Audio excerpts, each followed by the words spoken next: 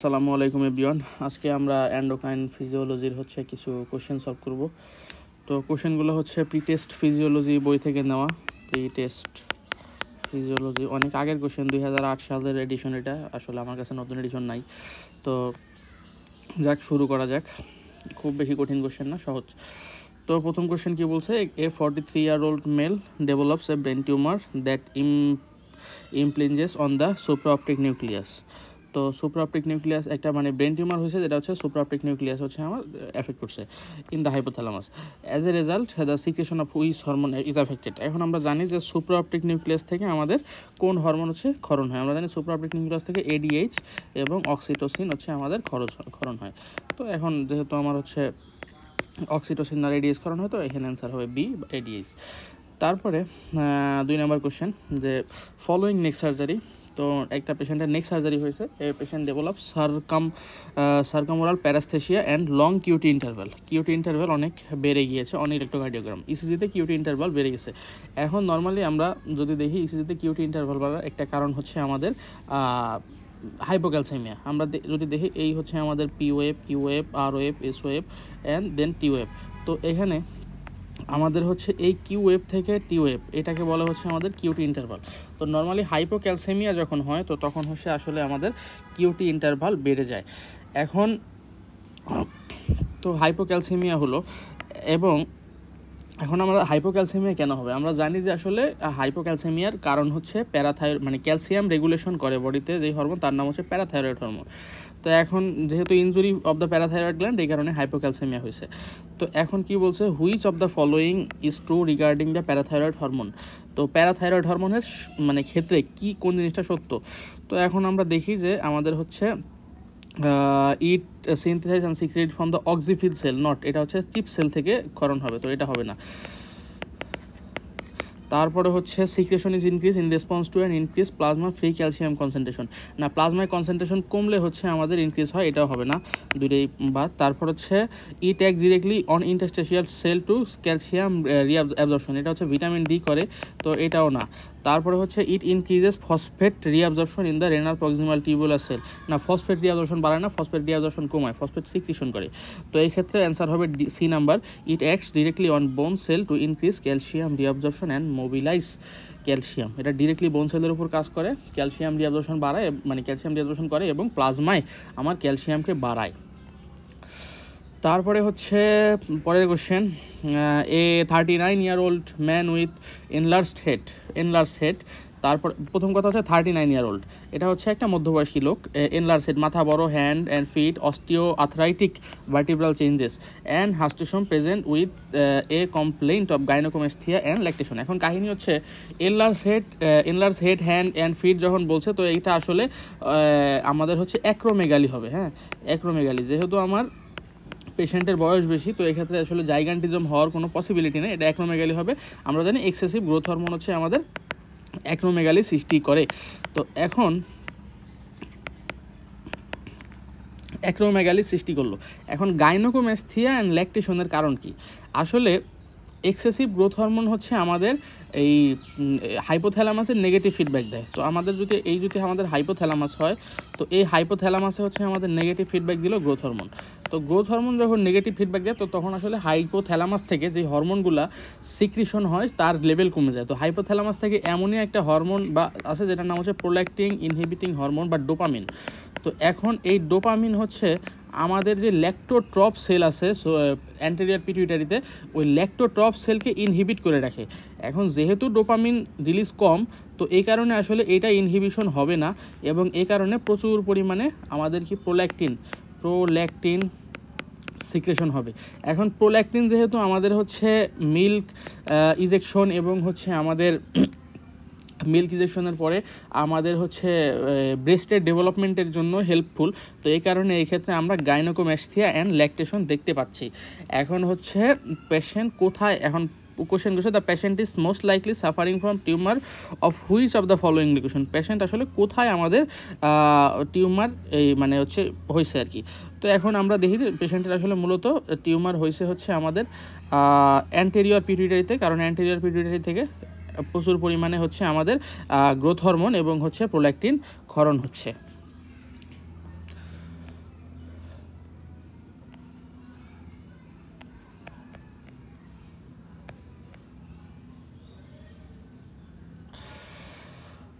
পরের question, a major league baseball player takes human growth hormone to increase his performance. তো একটা baseball player growth hormone নিয়েছে তার performance বাড়ানোর জন্য। Which of the following is true regarding human growth hormone. তো এখন human growth hormone সম্পর্কে নিচের কোনটি সত্য? তো এখন আমরা দেখি যে secretion is stimulated by somatostatin না সোমাটোট্রপিনের মাধ্যমে সিক্রেশন স্টিমুলেট হয়। It has a long half life, না এটার হাফ লাইফ খুবই কম। তারপরে হচ্ছে ইট ইনহিবিটস প্রোটিন সিনথেসিস, না এটা প্রোটিন সিনথেসিস করে, ইনহিবিট করে না। তারপর হচ্ছে ইট ডিক্রিজেস লাইপোলাইসিস, এটা লাইপোলাইসিস করে বাট লাইপোলাইসিস ইনহিবিট করে না। তো এখন এখানে একটাই অ্যান্সার বাকি আছে, সেটা হচ্ছে ইট স্টিমুলেটস প্রোডাকশন অফ সোমাটোমেডিনস। হ্যাঁ, গ্রোথ হরমোন আমার হচ্ছে লিভারে যায়, লিভারে গিয়ে আমাদের হচ্ছে সোমাটোমেডিনকে মানে স্টিমুলেশন দেয়, যে কারণে সোমাটোস্ট্যাটিন থেকে সোমাটোমেডিন তৈরি হয়। যেভাবে হচ্ছে আমাদের গ্রোথ হরমোন এটা লিভারে যাবে, লিভারে গিয়ে লিভার তখন গ্রোথ হরমোনের দ্বারা স্টিমুলেট হলে সোমাটোমেডিন তৈরি করবে, এবং সোমাটোমেডিন হচ্ছে আমাদের insulin like growth factor 1 and 2, যার হচ্ছে আসলে ইনসুলিনের মতো কিছু এফেক্ট পাওয়া যায়।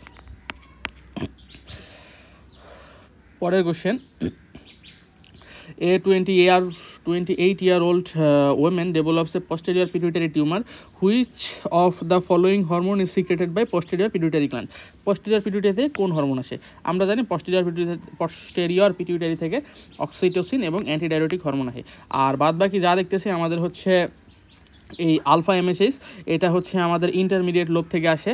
Beta lipoprotein, luteinising hormone, thyroid stimulating hormone, এই সবগুলো হচ্ছে আমাদের থাইরয়েড স্টিমুলেটিং হরমোন, এই সবগুলো হচ্ছে আমাদের, এটা হচ্ছে ইন্টারমিডিয়েট লোব। আর হচ্ছে বাদ বাকি যা আছে সবগুলো হচ্ছে আমাদের অ্যান্টেরিয়র পিটুইটারি থেকে আসে।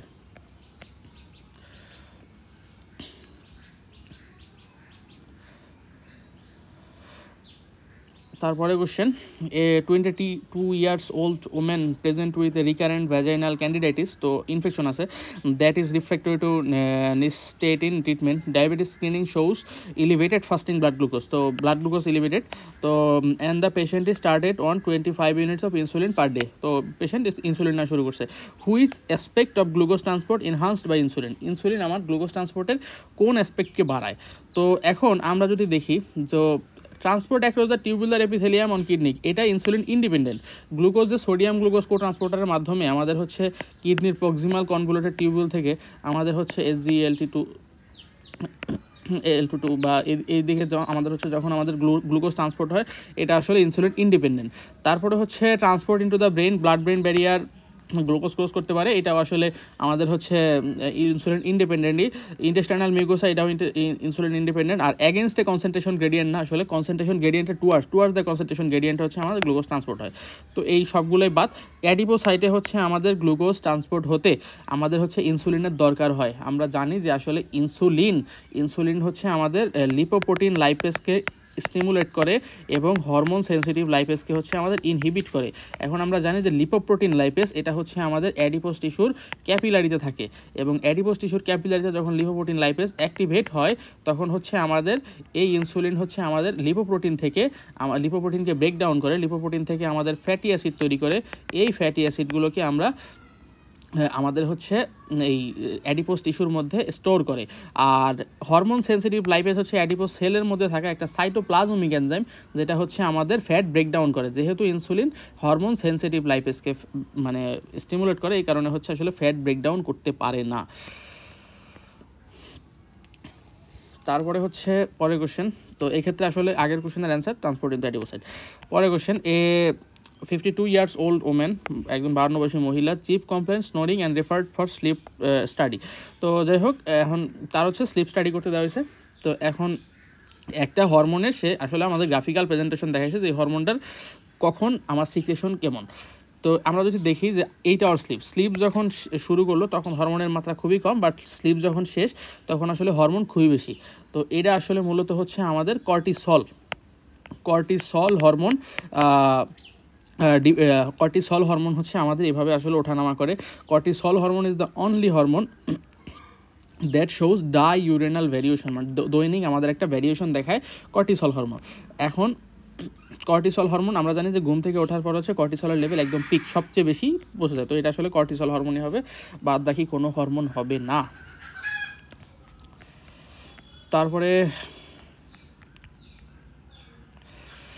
a 15-year-old girl present with loss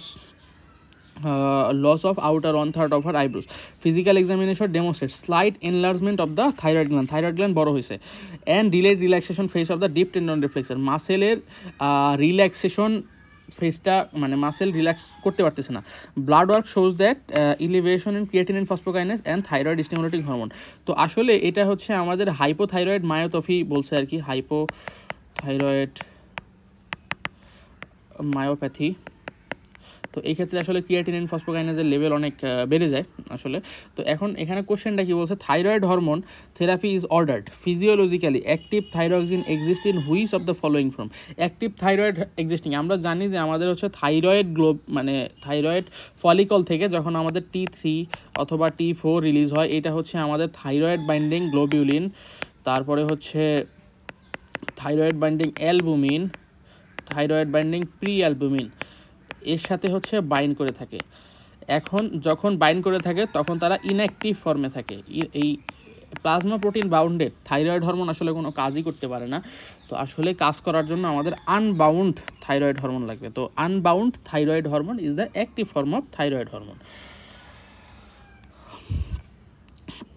তারপরে কি বলছে, a patient with uncontrolled diabetes has an increase in the plasma concentration of fatty acid. প্লাজমায় ফ্যাটি অ্যাসিড বেড়ে গেছে, আনকন্ট্রোল ডায়াবেটিস। তারপরে হচ্ছে এখন প্লাজমায় আনকন্ট্রোল ডায়াবেটিসে ফ্যাটি অ্যাসিড বাড়বে কেন? আসলে আমরা জানি যে আনকন্ট্রোল ডায়াবেটিস ইনসুলিন হচ্ছে আমাদের প্লাজমা থেকে ফ্যাটি অ্যাসিড কমায়।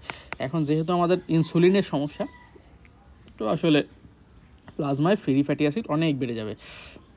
তারপরে parallel to increase the plasma glucose. তো ইনসুলিন তো মেইন কাজই তো ইনসুলিনের আসলে আমাদের গ্লুকোজ নিয়ে, তো আসলে গ্লুকোজও প্লাজমায় বাড়াই দেবে।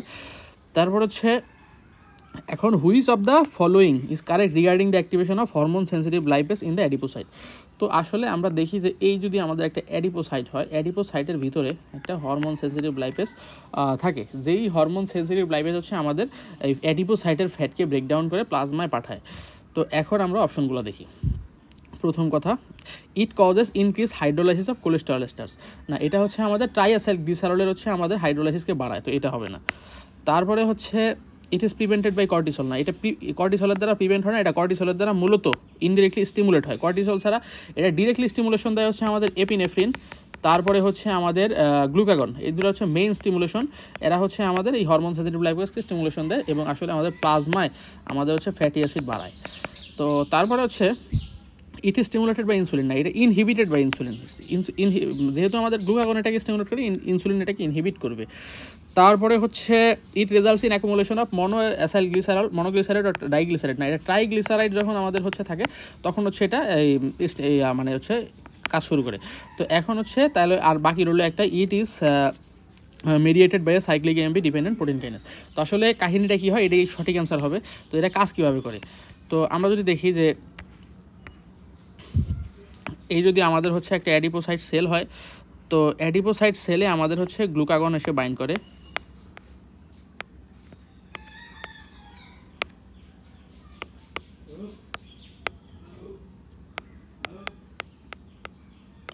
গ্লুকাগন এসে বাইন্ড করে। তো আসলে এখানে তখন হচ্ছে আমাদের সাইক্লিক এএমপি প্রোটিন কাইনেস এ মেকানিজম অ্যাক্টিভেট হয়। তো আসলে আমরা জানি যে আসলে জি স্টিমুলেটরি প্রোটিনের পর কি আমরা সাইক্লিক এএমপি পাই, সাইক্লিক এএমপি থেকে প্রোটিন কাইনেস এ, অ্যাডিনাল সাইক্লেস থেকে। তো প্রোটিন কাইনেস এ হচ্ছে আমাদের ফসফোরাইলেজ করে। এই হরমোন সেন্সিটিভ লাইপেসকে আমাদের হচ্ছে ফসফোরাইল মানে ফসফেট গ্রুপ অ্যাড করে এবং এটাকে অ্যাক্টিভেট করে, এবং অ্যাক্টিভেট করার কারণে ফসফোরাইলেশনের কারণে আমাদের হচ্ছে হরমোন সেন্সিটিভ লাইপেস হচ্ছে তখন কাজ করে। তো এটাই হবে আমাদের সঠিক answer, B number. It is mediated by a cyclic AMP dependent protein kinase.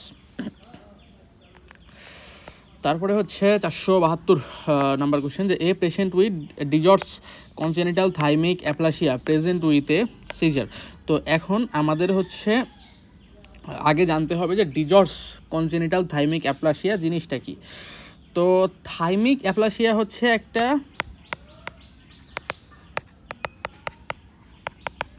একটা ইমিউনো ডেফিসিয়েন্সি সিনড্রোম।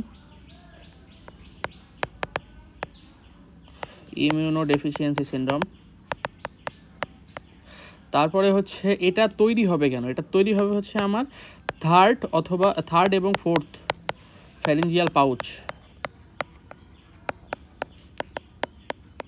ফ্যারেঞ্জিয়াল পাউচে যদি ফর্মেশনের সমস্যা হয় তখন হচ্ছে আমাদের এই থাইমিক অ্যাপ্লাসিয়া দেখা যাবে। কারণ কি, কারণ আমরা জানি যে থার্ড এবং ফোর্থ ফ্যারেঞ্জিয়াল পাউচ থেকেই হচ্ছে আমাদের মূলত প্যারাথাইরয়েড গ্ল্যান্ড এবং আমাদের হচ্ছে থাইমাস ডেভেলপ করে। এখন যেহেতু আমাদের third and fourth pharyngeal pouch নাই, তো এই কারণে প্যারাথাইরয়েডও নাই, থাইমাসও নাই। তো এখন এর কিছু ক্লাসিক্যাল হচ্ছে আমাদের প্রেজেন্টেশন পাবো। ক্লাসিক্যাল 3টা প্রেজেন্টেশন থাকে। একটা হচ্ছে আমাদের যেহেতু থাইমাস নাই, লস অফ থাইমাস। এখন লস অফ থাইমাসের কারণে আমাদের লস অফ টি সেল হবে। এখন আমরা জানি যে টি সেল হচ্ছে আমাদের মানে আমাদের ইনফেকশন প্রিভেন্ট করে, তো এই কারণে ইনফেকশন দেখা দেবে। তারপরে হচ্ছে লস অফ প্যারাথাইরয়েড হবে, যেহেতু আমাদের থাইরয়েড গ্রন্থিও সমস্যা, তো লস অফ প্যারাথাইরয়েড। এখন আমরা জানি যে প্যারাথাইরয়েড হচ্ছে আমাদের প্যারাথাইরয়েড হরমোন রিলিজ করে, প্যারাথাইরয়েড গ্ল্যান্ড। তো এবং প্যারাথাইরয়েড হরমোন হচ্ছে প্লাজমা ক্যালসিয়াম হচ্ছে বাড়ায়। এখন যেহেতু আমাদের হচ্ছে প্যারাথাইরয়েড গ্ল্যান্ড নাই, তো হাইপোপিটিএস, হাইপোপ্যারাথাইরয়েডিজম এবং হাইপোক্যালসিমিয়া ডেভেলপ করবে। তারপরে হচ্ছে আরেকটা জিনিস এটার সাথে এক্সট্রা অ্যাড দেখা যায়, সেটা হচ্ছে কনজেনিটাল হার্ট ডিফেক্ট। তো এই 3টা টায়ার্ড হচ্ছে আমরা আসলে থাইমিক অ্যাপ্লাসিয়া থেকে পাই। তো এখন এখানে কি বলছে, an inhibited serum phosphorus and low serum calcium confirm. এখন ফসফরাস বাড়বে কারণ হচ্ছে আমাদের ফসফরাস হচ্ছে কমায় প্যারাথাইরয়েড হরমোন। আর ক্যালসিয়াম কমবে কেন, ক্যালসিয়াম হচ্ছে আমাদের মানে হচ্ছে আমাদের প্যারাথাইরয়েড হরমোন প্লাজমায় ক্যালসিয়াম বাড়ায়, যেহেতু প্যারাথাইরয়েড হরমোন নাই। তো এখানে বলছে হাইপোপ্যারাথাইরয়েড স্টেট। তো এখন plasma level of calcium can be increased most rapidly in the direct action of PTS on which of the following। তো এখন আমরা জানি যে আসলে প্যারাথাইরয়েড হরমোন কার উপর সবচেয়ে বেশি কাজ করতে পারে। প্যারাথাইরয়েড হরমোন মূলত বোনের উপর সবচেয়ে বেশি কাজ করে এবং বোন থেকে আমাদের হচ্ছে ক্যালসিয়াম রিজর্পশন সবচেয়ে বেশি করে।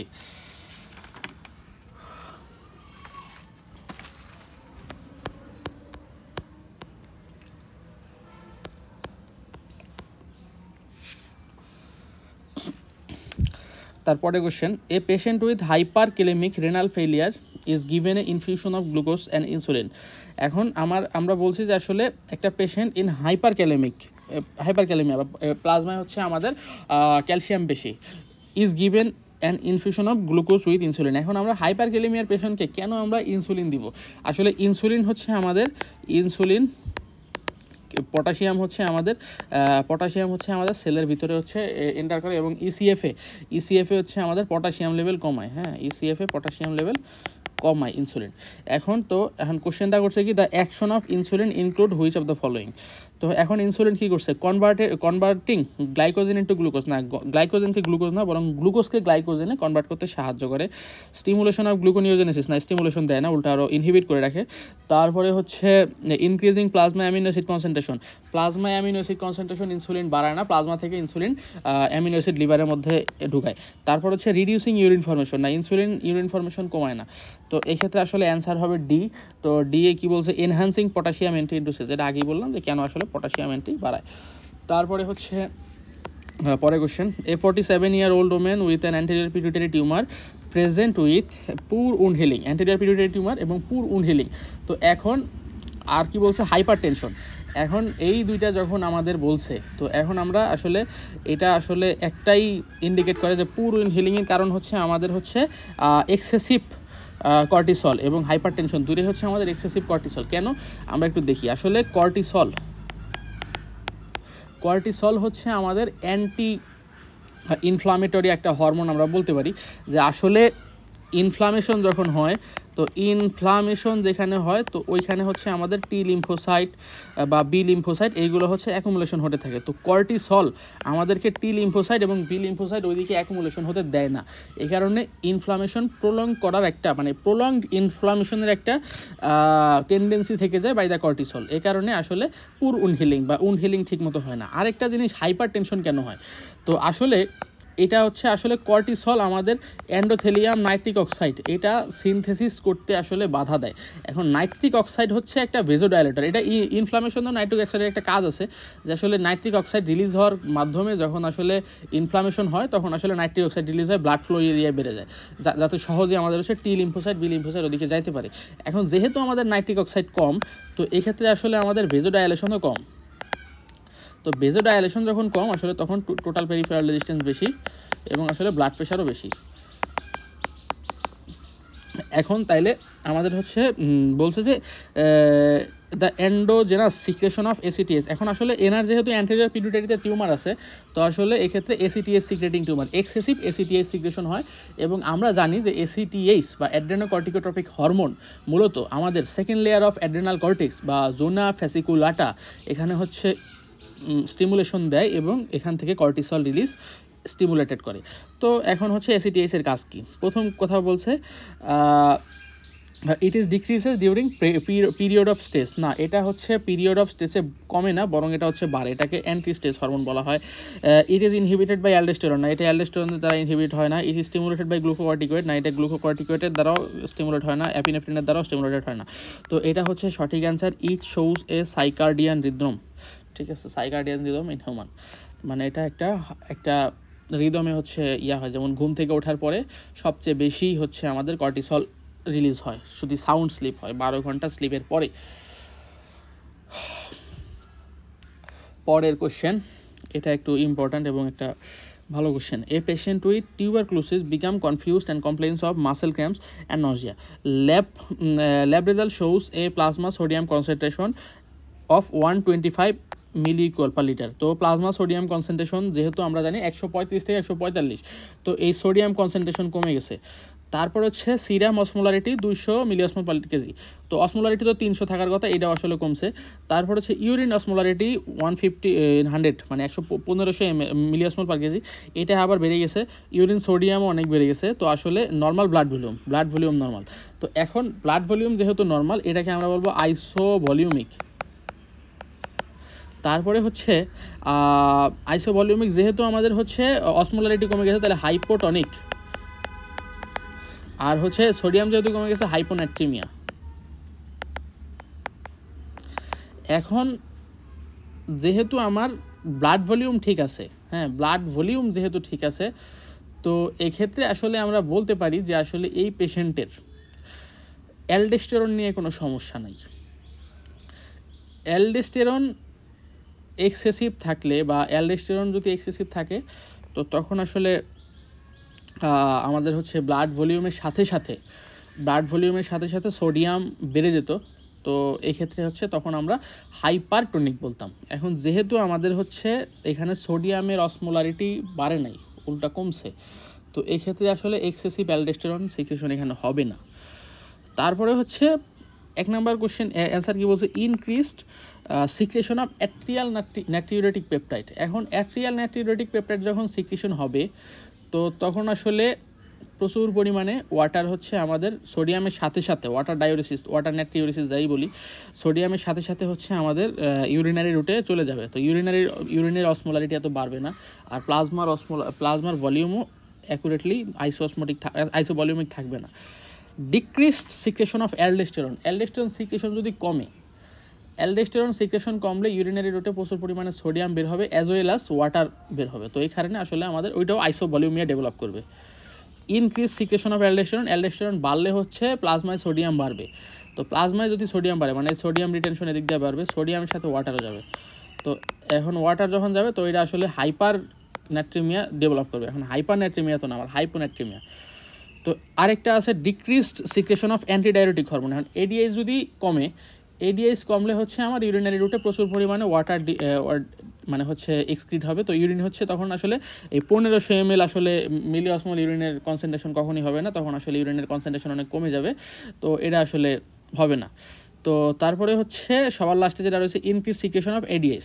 তো এডিএইচ আসলে এখানে অ্যান্সার হবে যে এডিএইচের সিক্রেশন যখন বাড়ে, তো এটা আসলে আমাদের হচ্ছে ওয়াটার রিটেনশন করে। তো আসলে এটা মানে ভলিউমিক ওয়াটার যেহেতু রিটেনশন করতেছে, আর এডিএস সিকেশনের সাথে তো সোডিয়ামের কোনো ইয়া নাই, সোডিয়ামের মতো বের হয়ে যাচ্ছে, বাট আমাদের হচ্ছে এডিএইচ সিকেশনের কারণে আইসো ভলিউমিয়া ডেভেলপ করতেছে। তো এই কারণে আসলে এটাই অ্যান্সার হবে। তারপরে বলছে a 29-year-old male recovering from a viral upper respiratory tract infection develops a tender enlarge thyroid gland বড় হয়ে গেছে, and acute thyroiditis requiring hormone therapy. Injection of thyroid hormone into a human subject will result which following. তো এখন এখানে বলছে যে thyroid hormone আমাদের কি করবে। তো প্রথম কথা হচ্ছে thyroid hormone rate of oxygen consumption এটাকে কমায় না, এটাকে বাড়ায়, তো এটা অ্যান্সার হবে না। Decrease the need of vitamin, যেহেতু আমাদের হচ্ছে মেটাবলিজম বাড়াইছে তো ভিটামিনের চাহিদা বেড়ে যাবে, তো এটা হবে না। Increase the plasma concentration of cholesterol, thyroid hormone cholesterol plasma কনসেন্ট্রেশনের কোলেস্ট্রলকে বাড়ায় না, কোলেস্ট্রলকে কমায়, তো এটা হবে না। Decrease the rate of lipolysis, না থাইরয়েড হরমোন লাইপোলাইসিসকে ইনক্রিজ করে, তো এই ক্ষেত্রে আসলে মানে এই ক্ষেত্রে আসলে ইনক্রিজ মাসেল প্রোটিন সিনথেসিস, এটা অ্যান্সার হয়, বাট এক্ষেত্রে কথা হলো এটা হচ্ছে mild increase in the thyroid hormone. বেশি থাইরয়েড হরমোন বাড়লে কিন্তু আবার প্রোটিন সিনথেসিস বাড়ে না, উল্টা কমে। তারপরে হচ্ছে পরের question, an abdominal computer topography CT with in a patient with কোন সিনড্রোম মানে hyper aldosteronism, primary hyper aldosteronism, মানে আমাদের হচ্ছে কোনো একটা কারণে অ্যাড্রেনাল গ্ল্যান্ডে হচ্ছে এক্সেসিভ অ্যালডোস্টেরন, মানে অ্যাড্রেনাল গ্ল্যান্ড নিজে এক্সেসিভ অ্যালডোস্টেরন প্রডিউস করতেছে। Multiple small adrenocortical masses, which of the following clinical finding are most likely present. তো এখন অ্যালডোস্টেরন বেশি মানে কি, আমাদের হচ্ছে এই যদি আমাদের রেস্টাল টিউবিউল হয় বা হচ্ছে আমাদের কালেক্টিং ডাক্ট হয়, তো এক্ষেত্রে হচ্ছে আমরা জানি যে অ্যালডোস্টেরন হচ্ছে আমাদের সোডিয়াম অ্যান্ড ওয়াটার রিটেনশন বাড়ায়। এখন সোডিয়াম ওয়াটার যদি রিটেনশন বাড়ায় তো তখন হচ্ছে আসলে আমাদের হাইপার টেনশন ডেভেলপ করবে, নট হাইপার টেনশন ডেভেলপ করবে। আর হচ্ছে আর বাকিগুলো কেন হবে না সেটা একটু দেখি, যে আসলে সোডিয়াম ওয়াটার রিটেনশন বাড়ানোর পাশাপাশি এরা হচ্ছে পটাশিয়াম এক্সক্রিট করে, তো হাইপার ক্যালেমিয়া না হাইপোক্যালেমিয়া ডেভেলপ করবে। ডিক্রিসড এক্সট্রাসেলুলার ফ্লুইড ভলিউম বাড়বে, ফ্লুইড ভলিউম কমবে না। তারপরে হচ্ছে concentrating ability of the kidney, concentrating ability of the kidney না, এটা বাড়বে না, এটা হচ্ছে আসলে খুব বেশি তফাৎ হবে না। তারপর হচ্ছে হেমাটোক্রিটও আসলে বাড়বে না ওইভাবে, তো এইগুলো কোনোটাই অ্যান্সার হবে না। তারপরে হচ্ছে a 75 years old female with primary hyperthyroidism present at her physicians office with dehydration and malaise, which of the following is plasma level are most likely to decrease. Hyper parathyroidism হচ্ছে মানে এখন আমাদের প্লাজমায় কোন জিনিসটা হচ্ছে ডিক্রিজ করবে। আমরা জানি যে প্যারাথাইরয়েড হরমোন আমাদের হচ্ছে প্লাজমায় ফসফেট কমায়, তো আসলে ফসফেট হচ্ছে আমাদের হচ্ছে ডিক্রিজ করবে প্লাজমা থেকে, আর সোডিয়াম ক্যালসিয়াম এইগুলো আসলে কোনোটাই প্লাজমা থেকে ডিক্রিজ করবে না। তারপরে হচ্ছে a patient undergoes adrenalectomy to remove tumor, adrenalectomy is associated which following. তো অ্যাড্রেনোলেক্টমি হলে আসলে অ্যাডিসনস ডিজিজ ডেভেলপ করার একটা টেন্ডেন্সি থাকে, তো আসলে হচ্ছে কর্টিসল হচ্ছে আমাদের হচ্ছে ইনসুলিন সেন্সিটিভিটিকে হচ্ছে আমাদের বাড়ায়, তো আসলে যেহেতু আমাদের কর্টিসল নাই, তো এই ক্ষেত্রে আসলে hyperglycaemia with decrease insulin sensitivity হবে। A 37-year-old female present with an exophthalmos আছে অ্যান্ড এনলার্জড থাইরয়েড গ্ল্যান্ড। এখন যেহেতু আমাদের হচ্ছে এক্সোপথ্যালমাস আর এনলার্জ থাইরয়েড গ্ল্যান্ড আছে, তো এটা আসলে গ্রেভ ডিজিজের একটা লক্ষণ বলা যায়। The level of free thyroxine and thyronine in her blood is elevated, T3 T4 দুইটাই বেড়ে গেছে। Other clinical finding of grave disease include which are the following. তো গ্রেভ ডিজিজের আর কী ফাইন্ডিং আমরা পাবো। তো প্রথম কথা অ্যানোরেক্সিয়া না, হাইপার থাইরয়েডিজম যেহেতু অ্যানোরেক্সিয়া হবে না, এটা আসলে পেশেন্ট আরও বেশি খাইতে চাইবে। ইনক্রিজ বেজাল মেটাবলিক রেট, বেজাল মেটাবলিক রেট হচ্ছে আমাদের ইনক্রিজ হবে, তো এটাই আসলে অ্যান্সার। ব্রাডিকার্ডিয়া হবে না, ট্যাকিকার্ডিয়া হবে। ইনক্রিজ ওয়েট গেন হবে না, মানে ওয়েট কমবে। আর হচ্ছে সোয়েটিং বাড়বে, সোয়েট কমবে না। তারপরে হচ্ছে A 20 years old diabetic male forget to take his insulin prior to the start of the National Collegiate Athletic Association swimming championship. তো একজন লোক যে ইনসুলিন নিতে ভুলে গেছে, এটা কথা না। Insulin dependent glucose uptake occurs in which of the following site. Adipose টিস্যুতে ইনসুলিন ডিপেন্ডেন্ট গ্লুকোজ আপটেক হয়, বাদ বাকি যা আছে সব হচ্ছে ইনডিপেন্ডেন্ট অফ ইনসুলিন। তারপরে হচ্ছে পরের question, A 46-year-old woman on lithium therapy for her bipolar disorder present with complaints of weakness, arthralgia and constipation. Blood work reveal hyper cholesterolemia and increase level of thyroid stimulating hormone, TSH প্রচুর বেড়ে গেছে, and decrease T4 and T3 level. তো আসলে এটা হাইপোথাইরয়েডকে indicate করে, এবং hyper কোলেস্টেরোলোমিয়া আসলে decrease T3 এবং T4 হয়ে থাকে। Which of the following is also likely to be associated with hypothyroid state. এখন হাইপোথাইরয়েড পেশেন্টে আর কী পাবো? ট্যাকিকার্ডিয়া পাবো না, ব্রাডিকার্ডিয়া পাবো, মেটাবলিক রেট বাড়বে না, মেটাবলিক রেট কমবে, হিট ইনটলারেন্স না কোল্ড ইনটলারেন্স দেখতে পাবো আমরা আসলে এক্ষেত্রে। আর হচ্ছে ডিক্রিজ বডি মাস ইন্ডেক্স হচ্ছে আমাদের BMR কমে যাবে, বাট নট BMI। হ্যাঁ, BMR বা বডি মাস রেশিও বা বেজাল মেটাবলিক রেট এটা কমে যাবে, বাট BMI কমবে না, BMI হচ্ছে আরও বাড়বে। তো এটা হচ্ছে অ্যান্সার হবে না, অ্যান্সার হবে স্লিপিনেস, পেশেন্ট হচ্ছে প্রচুর ঘুমাবে। তো আজকে এই পর্যন্তই, এই ছিল 20টা question I guess I can solve. তো আজকে এই পর্যন্তই, সবাই ভালো থাকবেন, সুস্থ থাকবেন, দেখা হবে পরবর্তী কোনো ভিডিওতে। আসসালামু আলাইকুম।